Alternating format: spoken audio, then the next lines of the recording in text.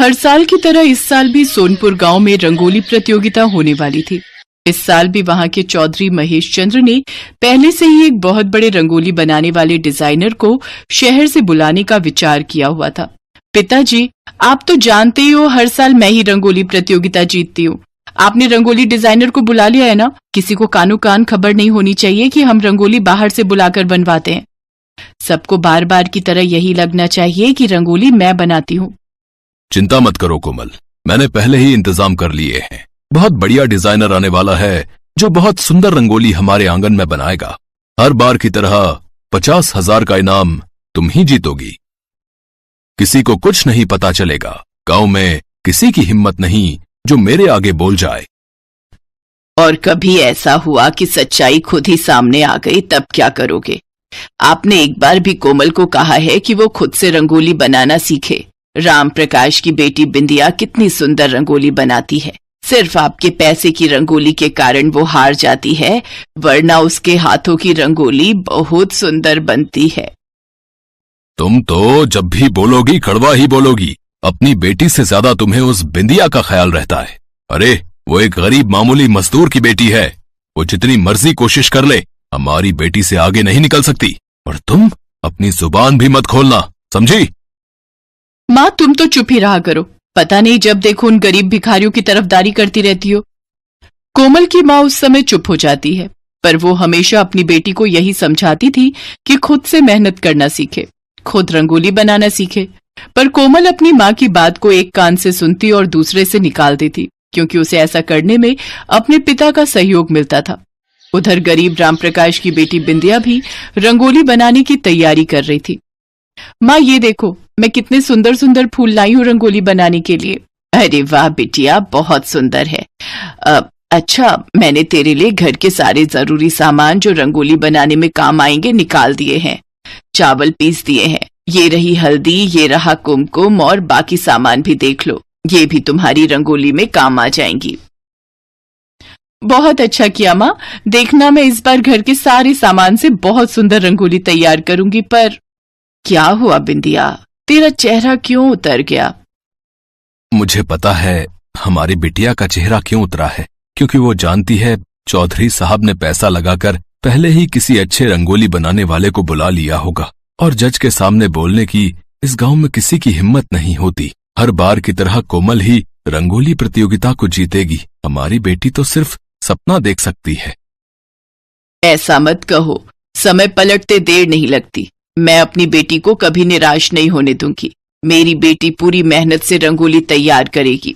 उसकी किस्मत में भगवान ने इस बार ये जीत लिखी होगी तो ये जरूर जीतेगी। मैं तो बस भगवान पर विश्वास रखती हूँ। उन्हें मेरी बेटी को उसकी मेहनत का फल देना होगा तो वो जरूर देंगे। बिंदिया, एक काम कर, जा तू मंदिर की साफ सफाई कर ले, फिर कल धनतेरस है, 2 दिन बाद दिवाली, और दिवाली वाले दिन ही तो रंगोली प्रतियोगिता है। तुझे उसकी भी तैयारी करनी होगी। मैं तब तक रसोई की साफ सफाई कर लेती हूँ। ठीक है माँ, मैं मंदिर साफ कर लेती हूँ। बिंदिया मंदिर की साफ सफाई में लग जाती है। बिंदिया के हाथ में लक्ष्मी गणेश की मूर्ति थी। बिंदिया लक्ष्मी गणेश से प्रार्थना करती है, हे गणेश भगवान, हे लक्ष्मी माता, परसों मैं रंगोली प्रतियोगिता में भाग ले रही हूँ। मैं पूरी मेहनत से रंगोली बनाऊंगी। बस आप अपना आशीर्वाद देना कि मैं अच्छी रंगोली बनाने में सफल रहूं।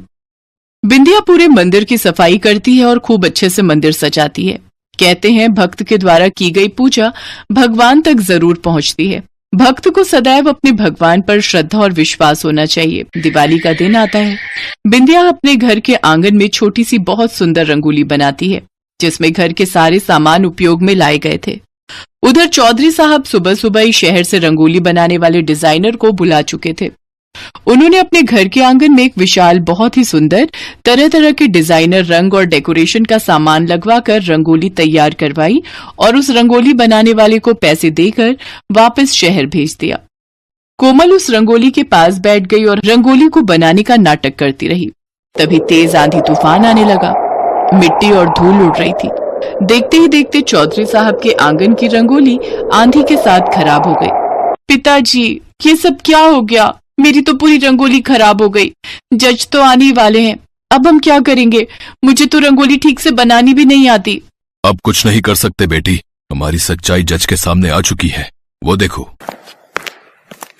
चौधरी साहब, आज तक आप झूठ बोलते आए हो कि रंगोली आपकी बेटी बनाती है। सच्चाई हमारे सामने है। आपकी बेटी को तो ठीक से रंग भरना भी नहीं आता, रंगोली क्या बनाएगी? आपकी बेटी को हम ये पुरस्कार नहीं दे सकते।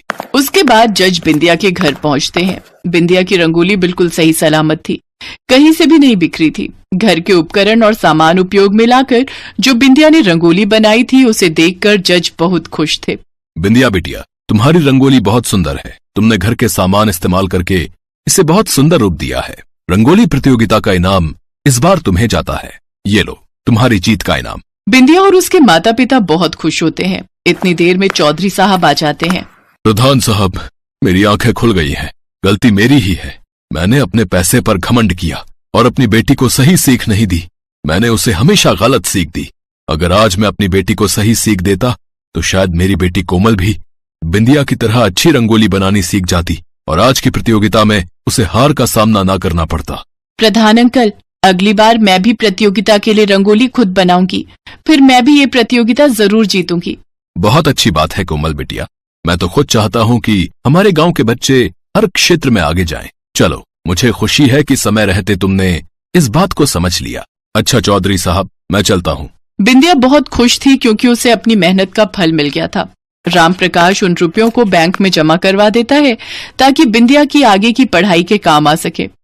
शाम को बिंदिया अपने माता पिता के साथ दिवाली पूजन के समय अपनी जीत के लिए वो भगवान गणेश और माता लक्ष्मी को धन्यवाद कहती है।